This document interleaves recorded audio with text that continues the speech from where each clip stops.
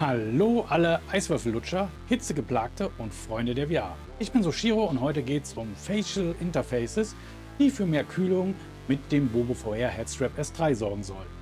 Davon habe ich mir nämlich 2 bestellt. Vielleicht kennt ihr mein Video zum Test vom BoboVR Headstrap S3, wo mir der Akku, der Sitz und die Bequemlichkeit sehr gefallen haben. Ich aber den Ventilator in Verbindung mit dem Arm VR Standard Festival, was man hier sieht, als unsinnig erachte, da mich kein spürbarer Luftzug mehr erreicht hat. Um das zu optimieren und im Sommer VR zumindest etwas angenehmer zu machen, schauen wir uns mal an, ob was Brauchbares dabei ist. Also ran an die Kartons. Ja, so sieht mein Headset momentan aus. Also das heißt, ich habe das Headstrap S3 von BoboVR oben drauf, dem ich wie gesagt von der Bequemlichkeit sehr zufrieden bin. Hinten entsprechend mit dem Akku. Und hatte bisher immer ein Arm VR Facecover gehabt, was ja, Bequemlichkeit 1A war. Allerdings, wie gesagt, durch den Ventilator kommt hier an der Stelle leider nichts durch. Also, da kann man nichts machen. Ich spüre wirklich keinerlei Luftzug, weder an der Stirn noch irgendwo im Gesicht. Und um dem dann eventuell dann Abhilfe zu schaffen, habe ich halt 2 Stück mal bestellt und will das mal ausprobieren.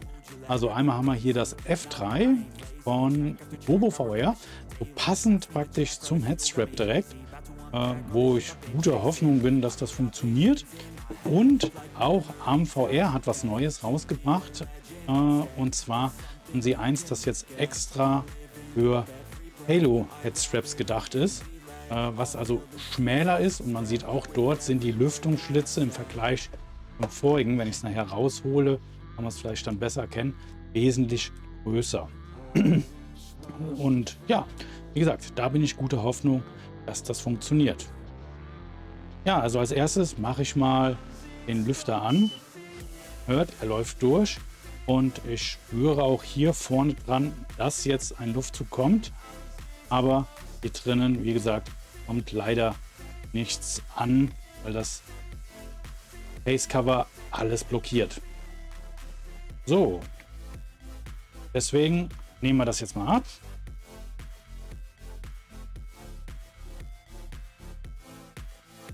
Da nochmal so zur West allgemein.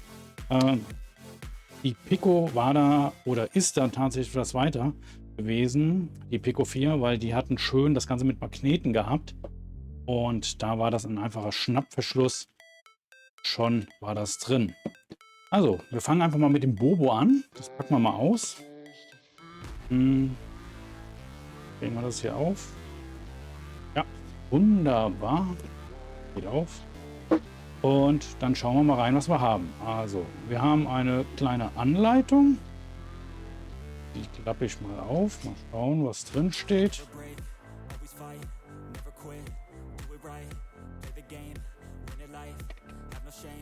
Ja, also es wird nochmal dargestellt, was alles im Karton vorhanden ist. Und dann die Spezifikation, also Breite, Größe und so weiter und so fort. Hier haben wir nochmal Sicherheitshinweise. Und im Deckel ist dann auch nochmal angebracht, wie man das Ganze anzubringen hat.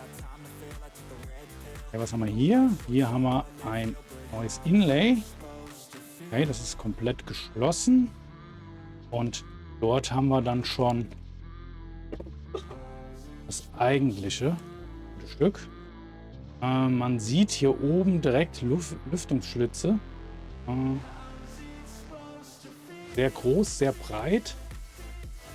Hier in dem Inlay, was jetzt drin ist, sind auch in der Mitte und an der Seite Führungen auf. Unten habe ich den Nasenholm. Der ist auch dabei. Liegt also so damit drauf. Nehmen wir aber jetzt mal ablassen. Meist nicht, damit ich immer ein bisschen unten durchgucken kann. In meinem Fall ist es hauptsächlich wegen OBS. Und dann noch eine Sache, das hatte ich gar nicht am Anfang so auf den Schirm gehabt. Und zwar kann ich sogar die Breite einstellen. Wie diese Seite, wie breit die bei mir aufliegt, kann ich hier mit solchen Rädchen noch einstellen. Kann das also enger und weitermachen. Das ist eine coole Idee, weil das ist oft so ein Manko ja an den Facecovern, dass die Leute da nicht individuell einstellen können. Das. Ja, dann setzen wir das mal ein.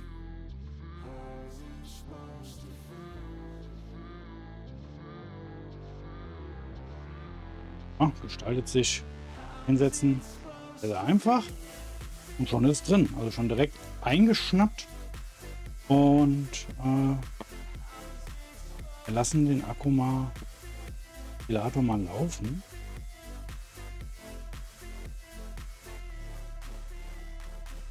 Geben ihm mal 100%. Also jetzt merke ich zumindest hier unten schon mal was ja bei dem anderen schon komplett abgeblockt worden ist. Was mich ja ganz guter Hoffnungen stimmt, dass dann auch unten was ankommt. Okay. Ja, ich werde es jetzt mal gerade aufsetzen. Ja, also das Bobo VR macht das, was es soll. Lässt viel Luft durch. Also guter Luftzug hier vorne an der Stirn und über die Kopfhaut. Und auch die untere Stirn kriegt tatsächlich was ab. Also ein ganz gravierender Vergleich oder ein ganz gravierender Unterschied, kein Vergleich zu dem Standard Arm VR Face Cover, was ich vorher drin hatte.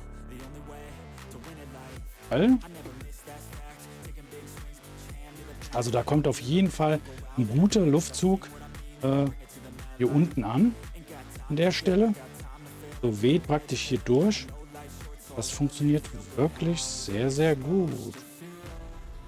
Und auch das mit dem Einstellen an der Seite gefällt mir auf den ersten Eindruck auch ziemlich gut. Also ich werde es noch, das ist ja mehr jetzt ein Unboxing, werde das noch dann weiter testen, das dann wirklich die erhoffte Erleichterung bringt. Aber der erste Eindruck ist schon mal positiv.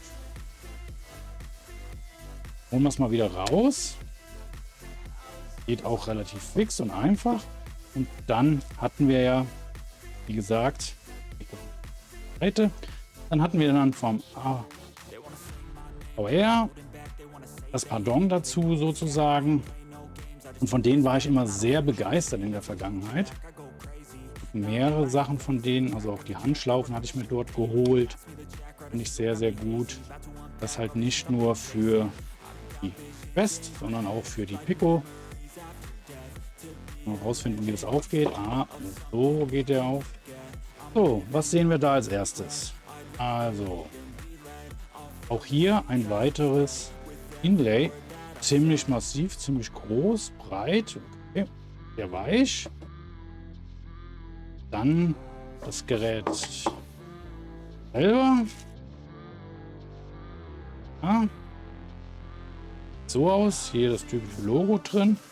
Hier jetzt größere Luftdurchlässe und wesentlich schmaler. Also wenn wir hier das Originale vergleichen, also man sieht, das Originale ist viel breiter hier oben angesetzt als das da.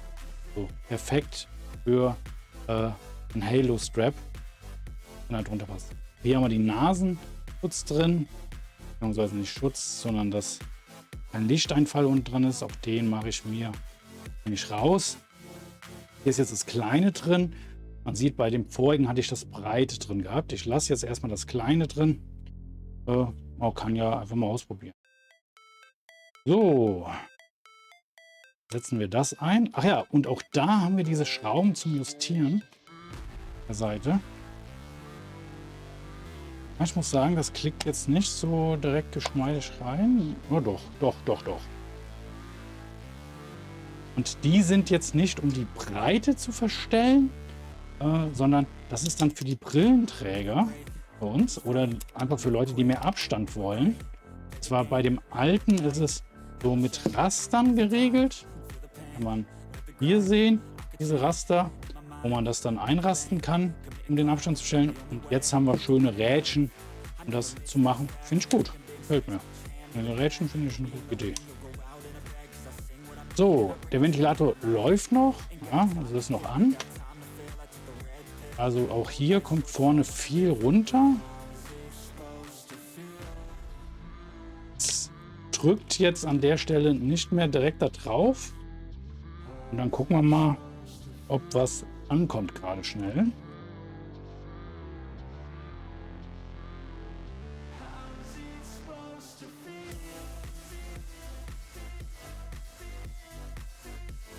Ja, sehr gut. Also das gefällt mir schon mal. Also beim AMVR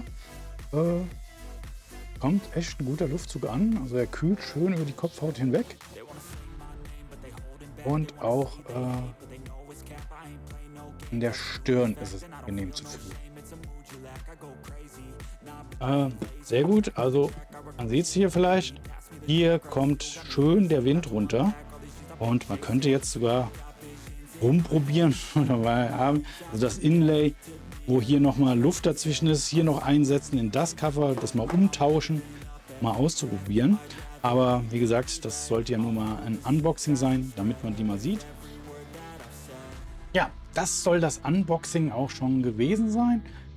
Es sollte ja nur mal gerade reingeguckt sein, was wir dann da überhaupt so bekommen haben und generell die Funktion da ist. Das ist sie. Ein genaueres Fazit werde ich noch mal mit einem kleinen Short nachreichen, wenn ich das Ganze dann mal über einen gewissen Zeitraum getestet habe mit den beiden. Und der erste Eindruck ist aber sehr, sehr gut. Und ich bin sehr optimistisch, dass es mir im Sommer doch eine angenehme Kühlung verpasst. Also in diesem Sinne sage ich vielen Dank fürs Schauen. Macht's gut. Ciao, ciao.